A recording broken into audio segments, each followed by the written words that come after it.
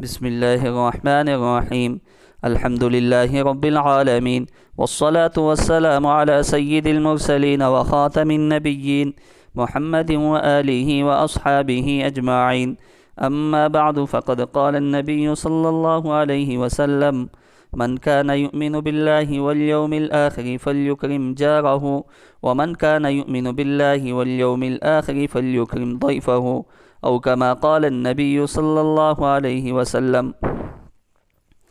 معزز سامعین، اس حدیث پاک میں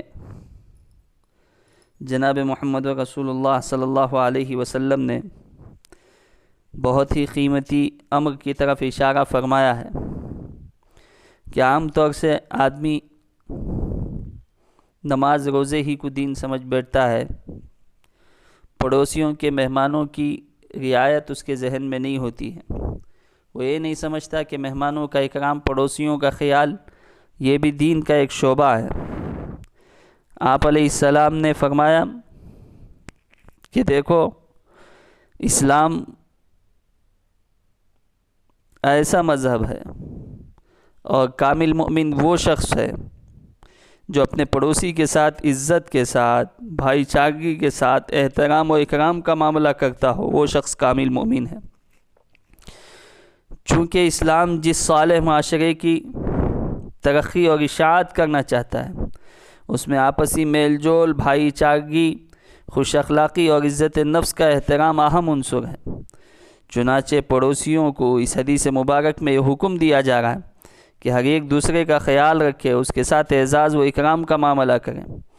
نبی کریم صلی اللہ علیہ وسلم نے ایک دوسری حدیث میں بہت ہی سخت انداز میں، بہت ہی سخت لب و لہجے میں ارشاد فرمایا، واللہ لا یؤمن واللہ لا یؤمن واللہ لا یؤمن، قیل من یا رسول اللہ، قال من لا یؤمن جارہ بوائقہ، خدا کی قسم مؤمن نہیں ہے، خدا کی قسم مؤمن نہیں ہے، خدا کی قسم مؤمن نہیں ہے۔ آپ علیہ السلام سے پوچھا گیا، کون یا رسول اللہ؟ آپ نے فرمایا کہ وہ شخص مؤمن نہیں ہے جس کا پڑوسی اس کے شر سے، اس کی شرارتوں سے محفوظ نہ ہو۔ معزز سامعین، آج مسلم محلوں کا ماحول دیکھیے، گلیوں کا ماحول دیکھیے، پڑوسیوں کے ساتھ حسن سلوک کو دیکھیے، آپ خود بخود اندازہ لگائیں گے کہ کون کتنا کامل مومن ہے۔ بڑے افسوس کے ساتھ کہنا پڑتا ہے، مردوں کے مقابلے میں عورتیں زیادہ پڑوسیوں کو تکلیف پہنچاتی ہیں۔ اگر یہ کہا جائے تو بے جان نہ ہوگا کہ بہت سے موقعوں پر عورتیں ہی مردوں کو لڑائی جھگڑے اور فساد پر آمادہ کرتی ہیں۔ آئے دن زور زور سے بولنے کی آوازیں بلند ہوتی رہتی ہیں، کبھی بچوں پر ہنگامہ کہ ہماری گلی میں آ گیا، ہمارے گھر میں آ گیا اور ہمارے بچے پر لعن طعن کیا، فلاں فلاں کیا، کبھی کپڑے پھیلانے پر بڑی بڑی باتیں، یہاں تک کہ تو میں تک نوبت پہنچ جاتی ہے۔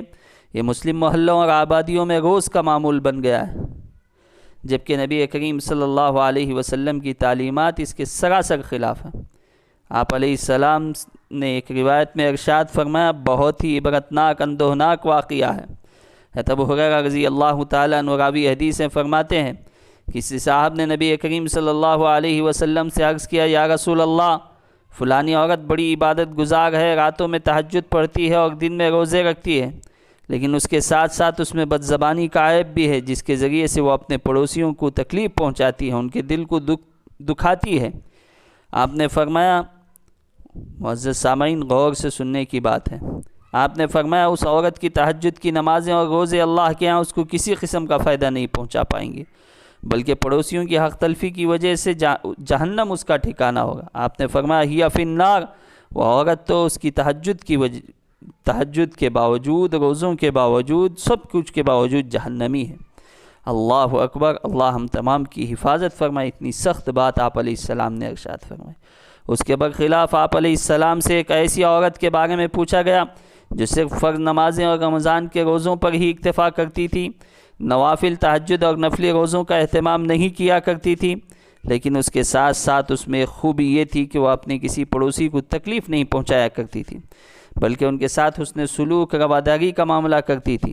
آپ صلی اللہ علیہ وسلم نے اس کے بارے میں ارشاد فرمایا، یہ اگرچہ تہجد نہیں پڑھتی ہے، نفلی روزوں کا اہتمام نہیں کرتی ہے، لیکن اس کی خوبی کہ پڑوسیوں کے حقوق کی رعایت کرنے کی وجہ سے، ان کو تکلیف نہ پہنچانے کی وجہ سے یہ خاتون جنتی خاتون ہے۔